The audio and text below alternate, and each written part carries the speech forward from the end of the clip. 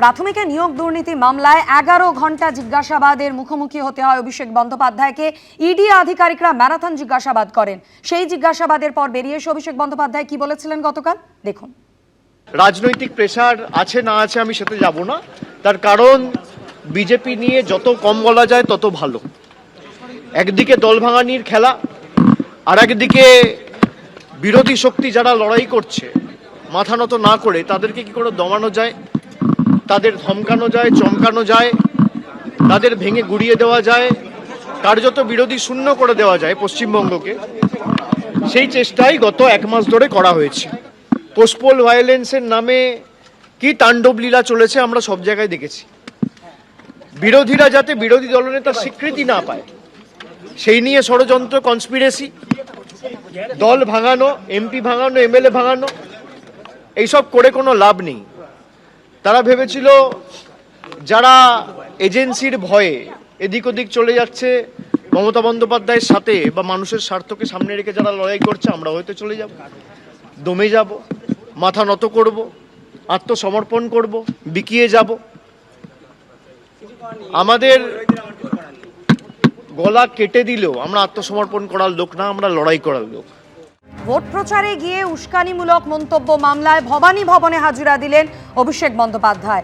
আগেই তাকে তলব করা হয়েছিল ভবানী ভবনে। আজ বেলা 12টায় তাকে হাজিরা নির্দেশ দেওয়া হয়। তবে নির্ধারিত সময়ের কিছুটা আগেই, মিনিট 3 আগেই পৌঁছে যান অভিষেক বন্দ্যোপাধ্যায়। সেই মুহূর্তের ছবি আপনাদের সামনে রেখেছি। ভিজিটার্স বুকে সই করে তিনি ভিতরে ঢুকে যান। এই মুহূর্তে সরাসরি আমাদের সঙ্গে রয়েছেন আমাদের দুই প্রতিনিধি, পার্থপ্রতিম ঘোষ এবং হিন্দল দে। আমি শুরুতেই একবার চলে যাব পার্থপ্রতিম ঘোষের কাছে। পার্থপ্রতিম, তুমি ভবানী ভবনের সামনেই রয়েছো। নির্ধারিত সময়ের আগেই অভিষেক বন্দ্যোপাধ্যায় তিনি পৌঁছে গেলেন। এই মুহূর্তে সব মিলিয়ে কি খবর রয়েছে? জিজ্ঞাসাবাদ কি শুরু হয়েছে? দেখো, কিছুক্ষণ আগে কিন্তু জিজ্ঞাসাবাদ শুরু হয়েছে অভিষেক বন্দ্যোপাধ্যায়কে, এবং এক্ষেত্রে হচ্ছে যে কোনো এসআইটি তৈরি না হলেও কয়েকজন অফিসারকে দায়িত্ব দেওয়া হয়েছে এই যে মামলাটি, সেই মামলাটিকে তদন্ত করার জন্য গোয়েন্দাদেরকে, এবং তারাই হচ্ছে ভবানী ভবনে যে 4 তলা সিআইডি যে দপ্তর রয়েছে সেই দপ্তরে জিজ্ঞাসাবাদ করছেন অভিষেক বন্দ্যোপাধ্যায়কে।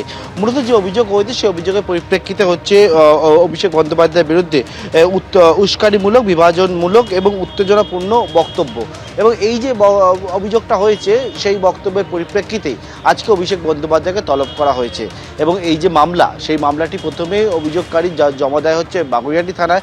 এর পরবর্তীকালে সেই মামলার এফআইআর রুজু করে হচ্ছে বিধাননগর সাইবার থানা, এবং তার পরবর্তীকালে সেই মামলা গ্রহণ করেছে হচ্ছে সিআইডি।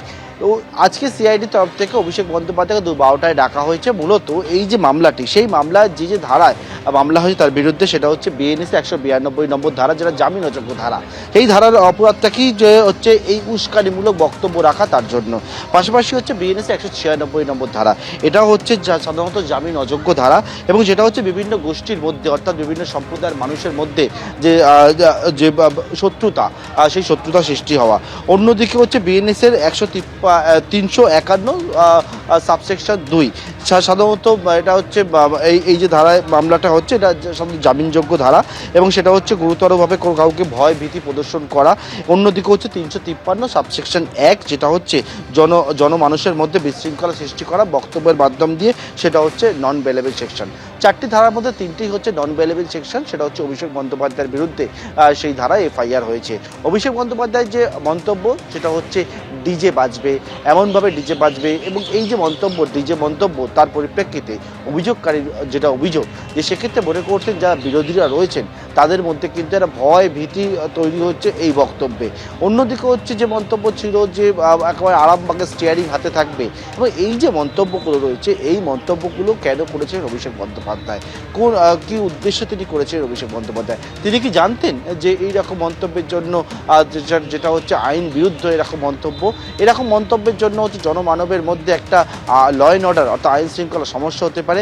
এই রকম বিষয়ে কিন্তু আমরা সিআইডি সূত্রে জানতে পারছি অভিষেক বন্দ্যোপাধ্যায়কে প্রশ্ন করা হবে, এবং সেই প্রশ্ন ইতিমধ্যে অভিষেক বন্দ্যোপাধ্যায়কে জিজ্ঞাসাবাদে সেটা শুরু হয়ে গেছে। ভবানী ভবনের 4 তলা অভিষেক বন্দ্যোপাধ্যায়কে জিজ্ঞাসাবাদ করা হচ্ছে। বৃহস্পতিবার দিন 5.5 ঘন্টা, রবিবার দিন 8 ঘন্টা অভিষেক বন্দ্যোপাধ্যায়কে জিজ্ঞাসাবাদ করা হয় সই জালিয়াতি মামলায়। গতকালকে দেখেছো যে ইডির তরফ থেকে অভিষেক বন্দ্যোপাধ্যায়কে জিজ্ঞাসাবাদ করা হয়েছিল, এবং আজকে অভিষেক বন্দ্যোপাধ্যায়কে তলব করা হয় জিজ্ঞাসাবাদ করার জন্য। জন্য, সেটা হচ্ছে এই যে উস্কানিমূলক মন্তব্য, সেই তার পরিপ্রেক্ষিতে ইতিমধ্যেই আমরা দেখেছি 11:57 নাগাদ অভিষেক বন্দ্যোপাধ্যায় তিনি ভবানী ভবনে প্রবেশ করেন। তারপরে যে নির্দিষ্ট পদ্ধতি সেটা তো মানেন, এবং তারপরে 11:59 অভিষেক বন্দ্যোপাধ্যায়কে নিয়ে সিআইডির গোয়েন্দারা তাদের যে দপ্তর রয়েছে 4 তলায় সেখানে উঠে যায়। একদমই পার্থপ্রতিম, তুমি আমাদের সঙ্গে থাকো। এবার আপনাদের শোনাই অভিষেক বন্দ্যোপাধ্যায় ভোট প্রচারে গিয়ে ঠিক কী মন্তব্য করেছিলেন, যার জেরে তার বিরুদ্ধে একাধিক ধারায় মামলা দায়ের হয় এবং আজ সিআইডির জিজ্ঞাসাবাদের মুখোমুখি হতে হচ্ছে অভিষেক বন্দ্যোপাধ্যায়কে। দেখুন, 4 তারিখ মমতা বন্দ্যোপাধ্যায় যতই উদার হোক, আরামবাগের স্টিয়ারিং আমার হাতে থাকবে।